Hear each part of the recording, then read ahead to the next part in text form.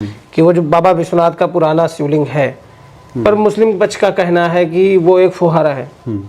तो ऐसे में जो बनारस के लोग हैं जिनका सवाल है, उनका कहना है कि वो जो जब उस पर लोग दर्शन करने जाएंगे तो वो क्या कहलाएगा, जब भविष्य में ऐसा उनको अवसर मिलता है? हाँ, देखिए ऐसा हुआ कि हमारे यहाँ सेकुलरिज्म बहुत ज़्यादा है।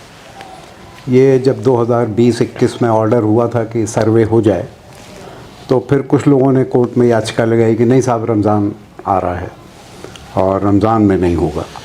कोर्ट एग्री कर गया। मैं कहा कोई दिक्कत नहीं है, रमज़ान के बाद हो, ईद हो गई, उसके बाद फिर सर्वे हुआ। उसमें भी लोग दौड़े कि अभी नहीं, लेकिन चलिए, कोर्ट ने कहा ये कोई ऐसी बात नहीं है, तो खाली एक जगह का कैरेक्टर डिसाइड करना है, मंदिर था या मस्जिद है, तो कोई बड़ी बात नहीं है। बोले नहीं साहब, वो 91 का एक्ट है और उसके अंदर धर्म विषय, उसके अंदर धार्मिक स्थल जो है उनका नेचर नहीं बदला जाएगा। तो कोर्ट ने यही कहा कि नेचर नहीं बदला जाएगा, लेकिन नेचर है क्या ये तो डिटरमिन किया जा सकता है।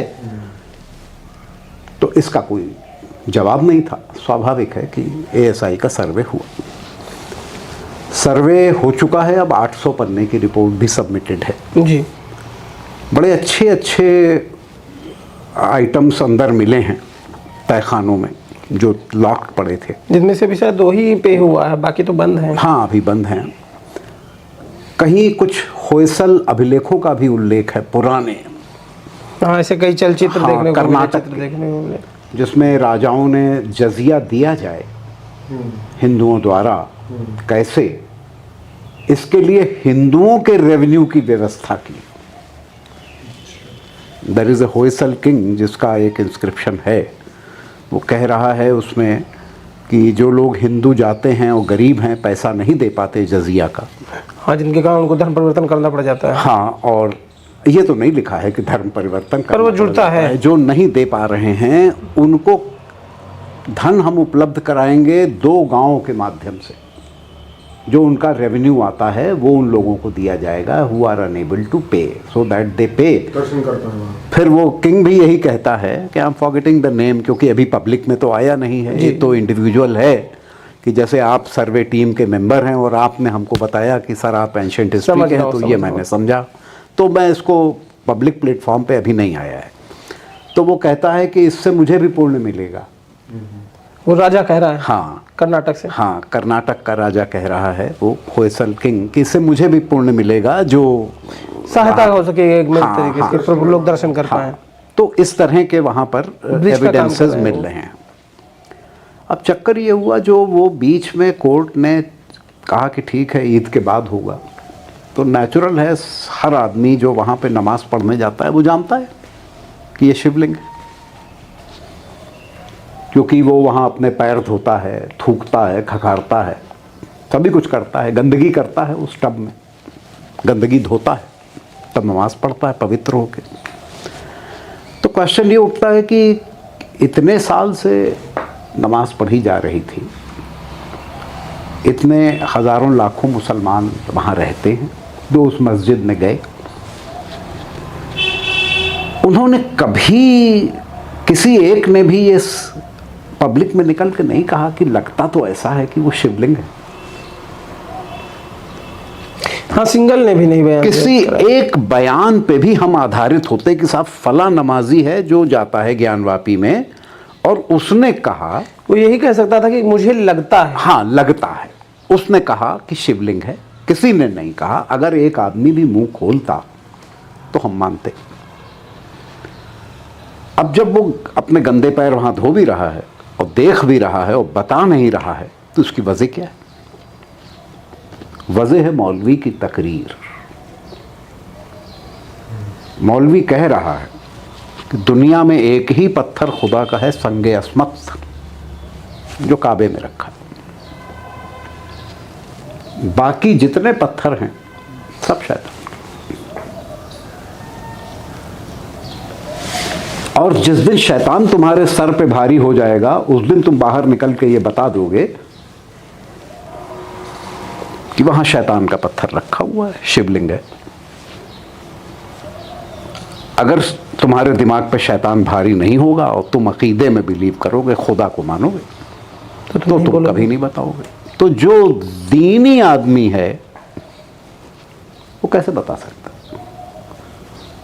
तो आप किसी नमाजी से यह अपेक्षा करें कि वो हिंदुओं के तरीके से जयचंद्र बन जाएगा और जयचंद बन के आपको ये बता देगा अपने हित को देखते हुए कि भाई वहां पत्थर है और वो शिवलिंग है? वो नहीं बताएगा, क्योंकि उसको उसका दीन कहता है कि जब शैतान बैठेगा सिर पे तभी ये होगा। तो कोई मानने को तैयार ही नहीं कि मेरे सिर पे शैतान बैठेगा। क्यों बताए? Simple logic. बिल्कुल। दूसरी चीज,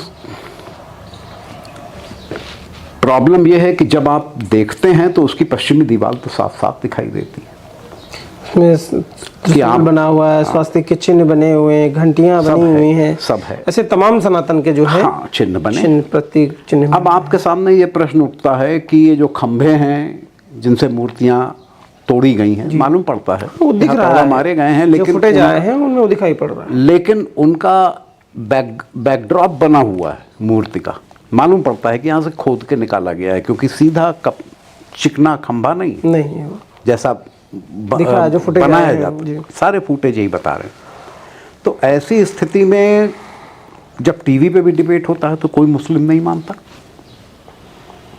कि नहीं साहब नहीं, वो तो मस्जिद है, वो तो मस्जिद है और कयामत तक मस्जिद रहेगी। तो इसकी भी कोई वजह होगी ना, वो क्यों ऐसा कर रहे हैं? पहली वजह तो ये है कि अगर वो कह देंगे कि नहीं साहब मंदिर है तो शैतान बैठ गया, तो वो शैतान को बैठने नहीं देंगे। दूसरा ये है, अकीदा भी है कि जब दुनिया पर चपटी है तो जहां लॉजिक खत्म है, आप उन लोगों से लॉजिक मांग रहे हैं। जब उनको ये मानना पड़ता है कि जब ये चपटी धरती बनी तो एक कागज की तरह फड़फड़ा रही थी, तो ये उड़ ना जाए, खत्म ना हो जाए, इसके लिए खुदा को पहाड़ बनाने पड़े और उसने पहाड़ रखे कि उड़ ना जाए। ये अकीदा है। फिर मैं वहीं आऊंगा कि ये अकीदा है कि सूर्य पृथ्वी के चारों ओर घूमता है। जब आप इस पे विश्वास कर लेंगे तब आप आगे की बात करेंगे। तो भाई कोई लॉजिक आपका क्यों मान लेगा?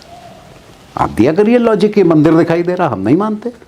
तो वही तो लॉजिक शब्द है ही नहीं तो ना? वही कहानी हो गई कि एक साहब बोले कि भैया बकरी के 4 टांग होती है, दूसरे बोले बकरी के 3 टांग होती है। तो बोले शर्त लगा लो 3 टांग होती है। तो पहला वाला बोला हार जाओगे, शर्त 4 होती है। बोले हारेंगे हम तब जब हम माने जब हम मान लेंगे तभी तो हारेंगे कि 3 टांग नहीं होती है। हम कहाँ 4 टांग मांगने जा रहे हैं, हम तो 3 ही टांग कहेंगे। तो ये अकीदा हो गया। अब इस अकीदे से आप लड़ ही नहीं सकते। इसीलिए राम मंदिर कोर्ट से बना है, लेकिन बयानबाजी यही हो रही है कि वहीं मस्जिद तामील होगी, आज नहीं 500 साल बाद होगी। बयानबाजी तो यही हो रही चल रही है, हमारी सत्ता आएगी, हमारा वक्त आएगा। हाँ, जब हमारा वक्त आएगा। तो ऐसे वीडियोस भरे पड़े हैं। तो प्रॉब्लम है शुक्राचार्य जी का अकीदा कि आप पहले बिलीव कर लो।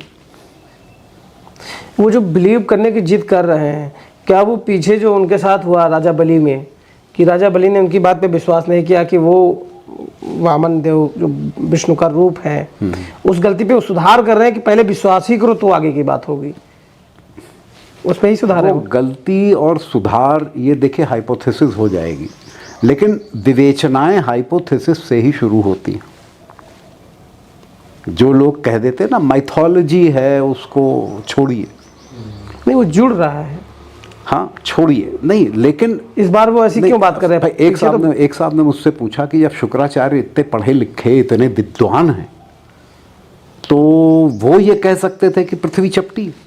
अरे वो तो जानते ही थे पृथ्वी गोल है, ब्रह्मांड में सारे ग्रह गोल हैं, क्योंकि गतिमान है और गति से ही राउंड शेप आती है जी। और जितनी राउंडेड होती जाएगी उतनी गति बढ़ती जाएगी। ये तो शुक्राचार्य जी भी जानते हैं। लेकिन प्रश्न ये है वो गुरु किनके हैं? खुद तो बड़े विद्वान हैं, खुद तो वो अपने आप को इंटेलिजेंस एस्पेक्ट ऑफ गॉड मानते हैं। वो कहते हैं अगर गॉड है तो कॉन्शियसनेस है, कॉन्शियसनेस है तो इंटेलिजेंस है, इंटेलिजेंस है तो मैं ही वो इंटेलिजेंस एस्पेक्ट हूँ। अब उनको इससे मतलब नहीं कि ईश्वर शरीर है या पार्वती की तरह ईश्वर प्रकृति है और शिव की तरह ईश्वर पुरुष है या अर्धनारीश्वर की तरह हाफ मैन हाफ वुमन है।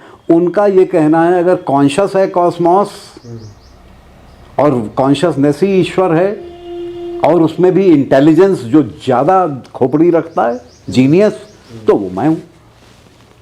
तो स्वाभाविक है अगर उनको बेवकूफ़ों को रूल करना होगा किसी जीनियस को, तो वो आपको पहले दूसरे तरीके से शुरू करेगा ना। क्यों ना बढ़े, पहले आप ये मान लीजिए, आपने कहा हमने मान लिया, उसने कहा चलो ये तो मूर्ख ही है, आओ बेटा आओ, अपनी आत्मा लाओ, अपना पुण्य लाओ, आओ, तुम तो हुई। और ये श्री कृष्ण ने कहा है कि 90% तम गुण है, क्योंकि इंटेलिजेंस कम है, इसलिए स्वार्थ है, इसलिए सिर्फ अपना फोकस है, निस्वार्थता है नहीं। तो रज और सत कमजोर पड़ते हैं, तम बढ़ता है, लेकिन मेरे बैक में है इसलिए पूर्णता है।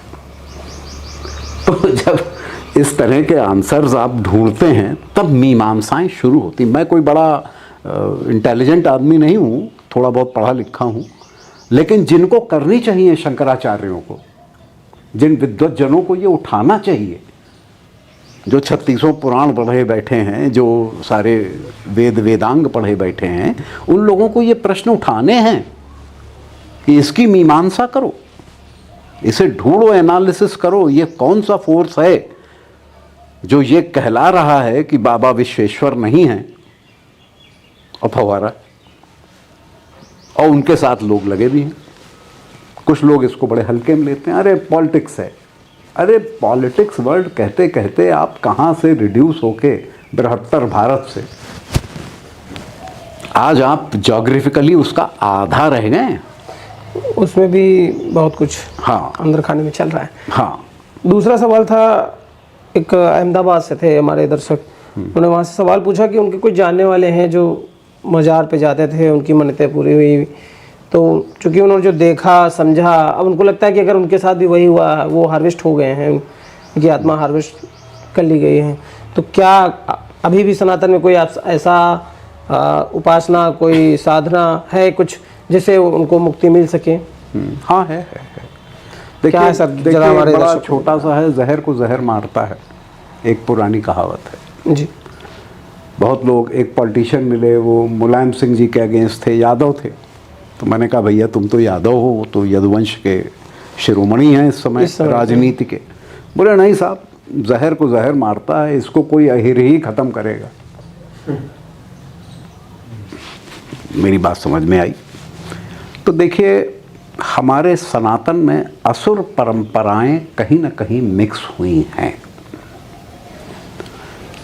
अब ये जो आपने प्रश्न किया कि उनकी सोल हार्वेस्ट हो गई है और इसका कैसे वो उपाय करें, हाँ, कैसे मुक्ति मिल सकती है उन्हें, हार्वेस्टिंग से बच जाएं, उन बंधनों से छूटें। हाँ, तो इसमें 2-3 बातें ध्यान देनी पड़ेंगी।